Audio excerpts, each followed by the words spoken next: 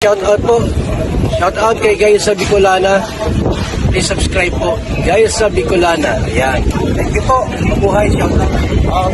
Hello mga kalingap, subscribe niyo po guys sa Bicolana. Salamat. Hello mga kalingap, pa-support po Jessa Bicolana, isang kalingap partner po na nais ring makatulong sa ating kapwa. Bisita po ng kanyang channel, like, comment, share, and subscribe. Thank you so much mga kalingap. God bless. Magandang araw po sa inyong lahat. Dito po tayo para puntahan po sila Ate Lea. Kung matatandaan niyo po sila po yung tatlong magkakapatid po na may mga kapansanan na kakulangan po sa pag-iisip. Ayan po, bali dadalan po natin sila ng kaunting bigas saka grocery po.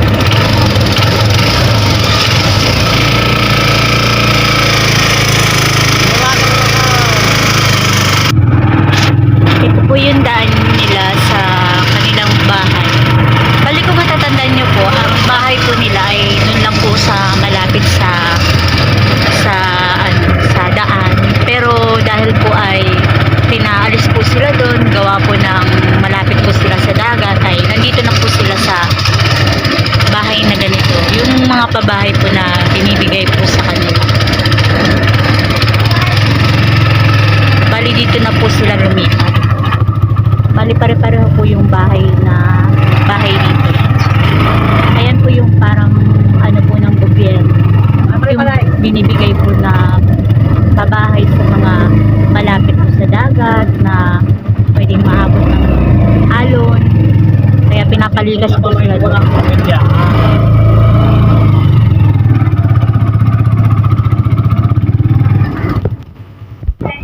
Ayan po, kung makikita nyo po siya ay halos pare-pareho po yung bahay dito, mga kabahay. Ito po ang bigay ng gobyerno sa malalapit po dun sa malapit po sa dagat. Kaya pinapalikas po yung mga tao dun dahil delikado po at yun po yung binibigay na pabahay dito. Pero ang sabi po ng mga tao dito ay bawat isang bahay ay 2 pamilya po ang nakatira.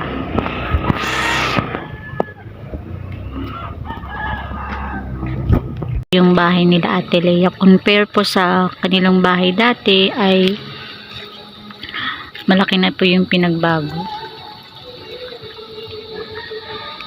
At least po dito ay hindi na po sila maaabot ng alon ng dagat kapag halimbawa po ay lumakas. Ayun po. Pero ang sabi po ni Tia ay 2 daw po sa isang bahay ang nakatira, 2 pamilya po.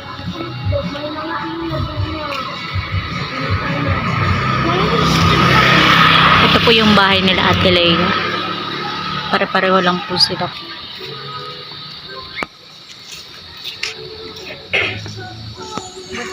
Dito na po tayo kila Ate Lea.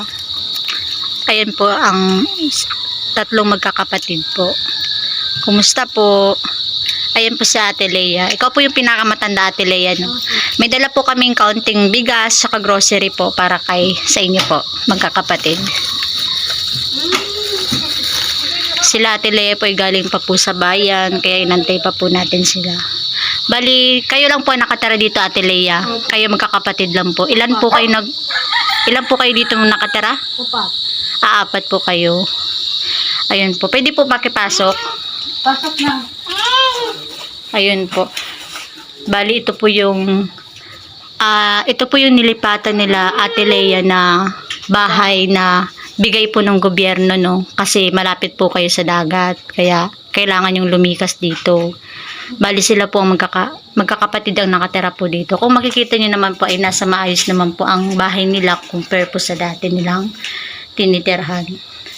Kaya lang wala siyang kwarto, no? Kaya nilalagyan na lang nila ng ano. Sa ilang pala siya na ano, ha? Second ako na tapos division na natin na. Kung ano pala, ayun po. Ay, dito na po sila nakatira. Kumusta po kayo Ate Lea nung bagyong sa bagyo? Hindi na kami sa pagbagyo. Nung bagyo dito na po kayo. Saan po kayo galing kanina? Kay wala na kami bugas.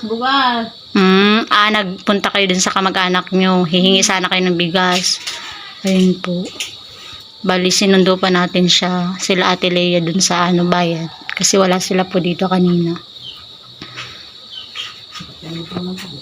Pero nagbuo na kami din ni kanina. Opo, galing na kami din kanina. Tapos, sabi sa kapitbahay, Nindo, daw, nasa bayan daw kayo.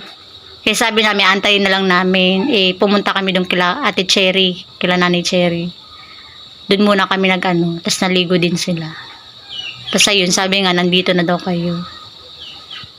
Ayun, Ate Lea, may dala kaming kaunting bigas, saka grocery po, at sana po makatulong po sa pang-araw-araw nyo. Galing po yan kay Ate G sa Bicolana, tsaka kay Ate Bia, tsaka kay Ate Elijah Beans po. Kila ko man po siya. Opo. Ano po masasabi ni Ate Sabi mo tabi ko kung Ate Jesus, salamat. Salamat, opo. Bali, pasensya na, kaya niyan lang kami nakadalaw, kaya nabisi man kami. Nabisi kami. Opo, kaya di kami nakadalaw. Ako, di rin na kami makuan. Diri man po. Pag may time na yun, nagbibisita kami. Kailan saan mga nakaagi na busy, kaya diri kami nakahalyaw. Ayun sira pagkaramanghod po. Ayun po.